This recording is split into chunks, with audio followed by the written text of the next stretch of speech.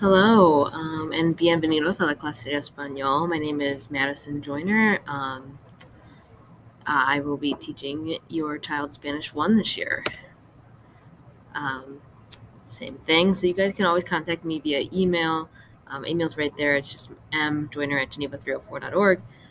Or, of course, you can always reach me on my extension, which is 3935. So a little bit about me. First of all, I'm going to be spending a lot of time with your kids, so I think it's important that you guys get to know me a little bit. I graduated from College DuPage in 2015, Elmhurst College in 2017. I'm currently enrolled at Aurora University, where I'm getting my master's degree in curriculum and instruction, as well as becoming certified in ESL and to be a learning behavior specialist. This is my 5th year teaching. And it's my 5th year here at Geneva, so I started here in 2017. I've done 3 study abroad trips while I was in college, and I have taught levels 1, 2, and 2 honors, which is what I'm teaching this year as well.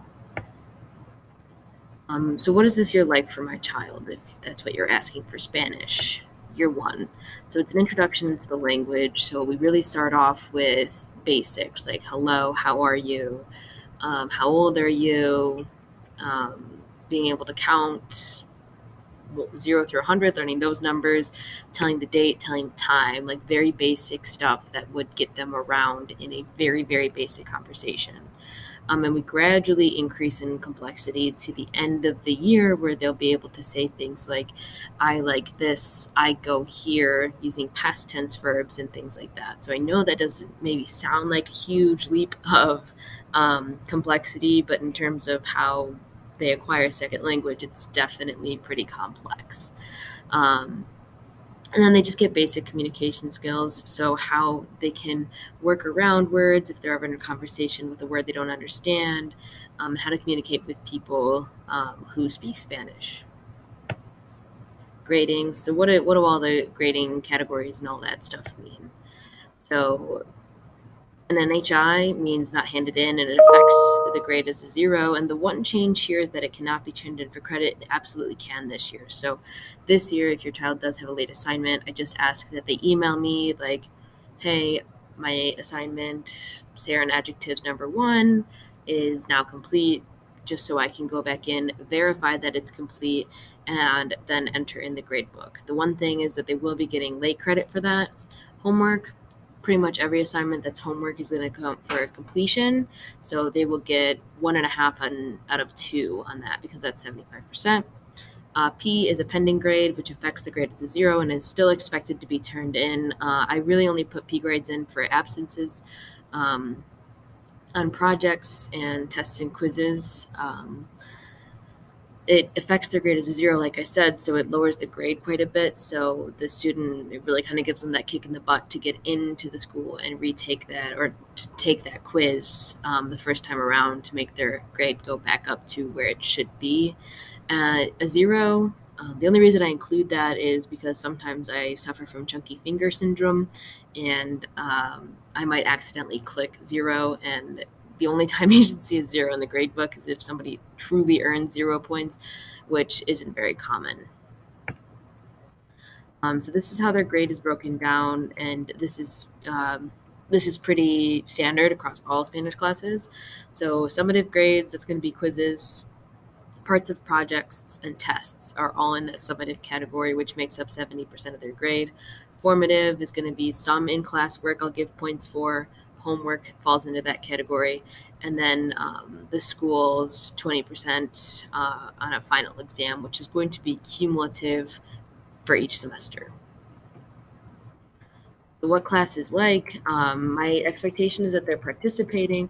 Not only does that help me see what they know, but it helps them stay on task and helps them kind of see where they may be lacking some skill. I expect them to be on task. We use our computers a lot. I'm not always looking at their screen. So having that sort of self-discipline, not to be playing a computer game or something like that. I don't take their cell phones away from them because cell phones can be a tool in class. For example, if they something happens to their computer, it's dead or whatever. Schoology, our learning management system, has a really nice app that will allow them to still participate in all of our activities. My expectation is that they have their computer with them, though. For the most part, I understand some things happen, but they should have their computer with them, charged, hopefully, and every single day, because we do use those almost every single day. And communication. So, what I expect for them in terms of communication is if they're not going to be there, I'd prefer that they tell me. If they've finished an assignment, I want them to tell me. Just kind of keeping that open, because if they don't let me know that they've finished an assignment that was late, I won't know that it was complete. I don't get any sort of notification or anything. So, just having them get that to me. Also, for absences, of course, we have our Schoology page, which hopefully you guys have seen or heard your students talk about. That has all of the homework. So if your student's absent, I'd love it if they're feeling well enough to check on that and make sure that they don't have to, if they had any homework, so they can stay on top of that. I know this was pretty brief, but I don't want to overwhelm you with a ton of information.